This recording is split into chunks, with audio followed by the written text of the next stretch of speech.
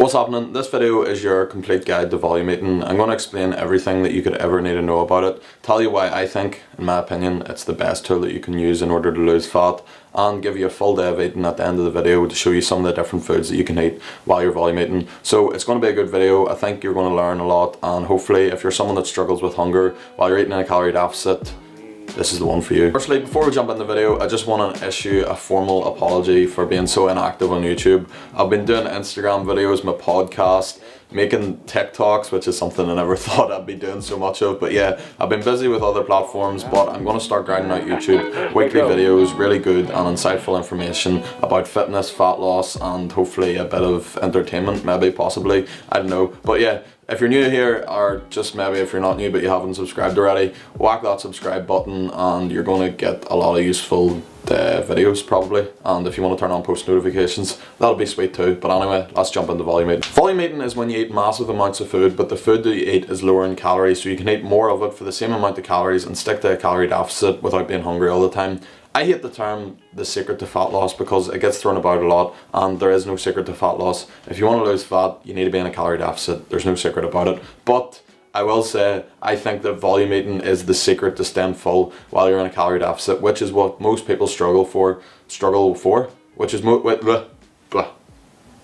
is what most people struggle with when they're trying to lose fat. They struggle with hunger when they're trying to stick to a calorie deficit. So volume eating is the answer to your question here if you struggle with hunger. So before I dive into volume eating specifically, I want to talk about general food decisions that people make when they're eating in a calorie deficit. So a lot of the time when people realize, right, I need to lose a bit of fat here, so I need to get in a calorie deficit. So they start tracking their calories and eating in a calorie deficit, but they don't actually change the food decisions that they're making. So they're actually wasting a lot of calories and fucking themselves over basically. So let's say, the example, someone bounces into Tesco, first day eating in a calorie deficit, 3 pound meal deal sorted, a smoothie, that's healthy, packet of nuts, healthy, a wee sandwich, bit of protein in there, some chicken, you're sorted. But if you actually add that up, the calories hit like 800 easily. So you've used, like, for some people that's like half your day's calories wasted on a 3 pound meal deal that isn't necessarily going to fill you up. And speaking from experience, every time I have a 3 pound meal deal, I just want another 3 pound meal deal. So it's not necessarily a good thing to eat for losing fat. So that's one of the main reasons why I think tracking your calories is so good, because when you first start trying to lose fat eating in a calorie deficit, you download MyFitnessPal, start tracking your foods, and then you're able to say, whoa,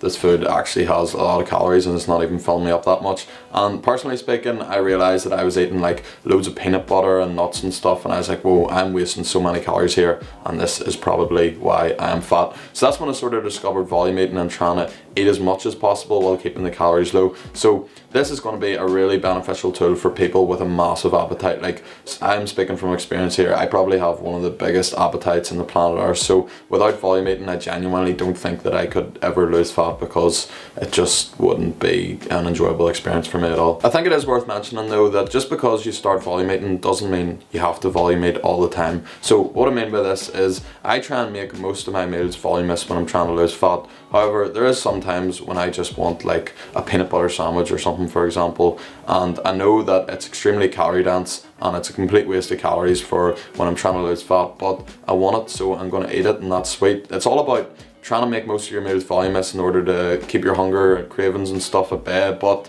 also if you want something, knowing that you can have it, because nothing's really off limits, and a diet that restricts you from any foods is pretty stupid and not sustainable. So volume eat most of the time in order to help you with your hunger, but no foods are off limits, and you should actually include calorie dense foods as well, because you enjoy them. I think it's worth mentioning as well that when you start volume eating, you're going to notice that you're eating foods that are a lot lower in fat. This doesn't necessarily mean fat is bad, but it just has the most calories per gram, so voluminous foods tend not to have that much fat. However, fat is an essential macronutrient, and you need a bare minimum of about 0.6 grams per kg of body weight. So when you start volume eating, yes, get your voluminous meals in, but also include healthy fats in your diet, just so you don't die, probably. But seriously though, volume eating, excellent tool, but you still need to be eating a good diet that's filled with fats. So you're going to see anyway in the full day of eating in a minute or two how I eat voluminous foods but still include the amount of fat that I need in order to be healthy. In terms of actually changing to a volume diet from a normal diet, I think most people are actually going to be surprised at how easy it is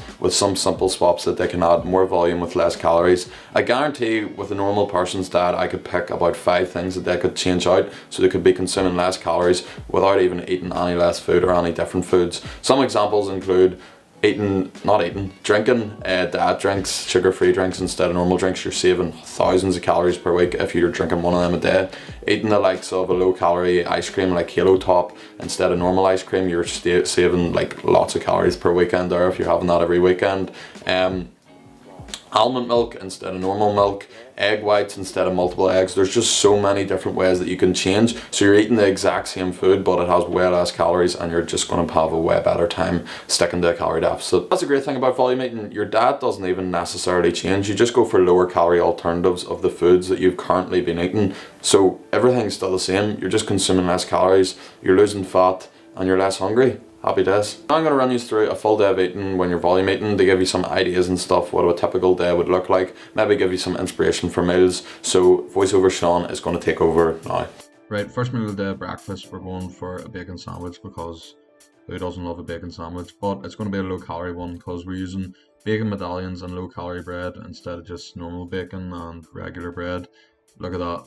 That is absolutely 5-star skills. But yeah, this is what I was talking about earlier, when you can just make simple swaps. You can still eat the same food without having to sacrifice bacon sandwiches, but it's just going to be less calories. So bacon I can't even talk. Bacon medallions, low calorie bread, bacon sandwich, only 230 calories and 30 grams of protein.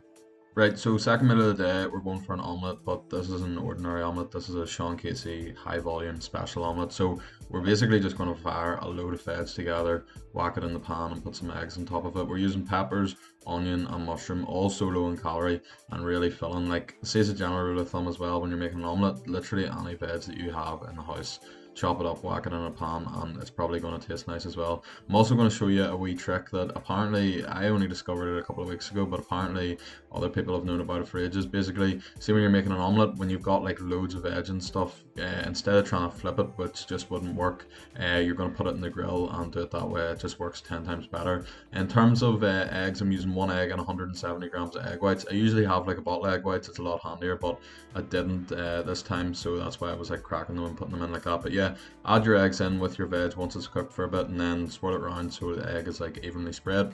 And then once the bottom of it is cooked, add a wee bit of cheese. I'm using like mozzarella, but you can use whatever cheese you want. So yeah, literally about 1 or 2 minutes in the grill, and then you're sorted. 330 calories, 35 grams of protein, and it tasted delightful.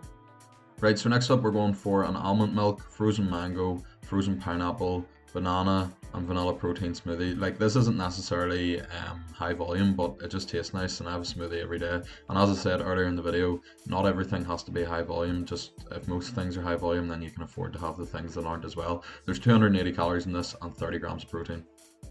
Right, next up, this is the main event, like the biggest, highest volume, most filling meal ever, barbecue chicken salad. We're using a yellow pepper, red onion, and 200 grams of chicken, whack them in a pan, bit of salt with 1 cal spray, and leave them to cook. And then you want to get a bowl. Literally, this bowl needs to be the size of your head. Some low-cal barbecue sauce, whack it in, and then once it's cooked, put everything together, some more barbecue sauce, and here.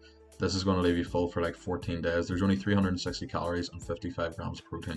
Right, and if that massive barbecue chicken salad wasn't enough for you, for dessert, some protein ice cream. So about 100 grams Greek yogurt, wee bit of almond milk, a cup of ice, 2 scoops vanilla protein. I forgot to add sweetener, but you should definitely add sweetener to make it a bit nicer, but it was still lovely. Really high volume. You want the consistency, can't talk today, to be something like that. Whack it in a Pyrex bowl. There's only 260 calories and 55 grams of protein in that one. And then if that ice cream wasn't enough, you have a massive bowl of jelly after, and there's only 6 calories in it. That's mad.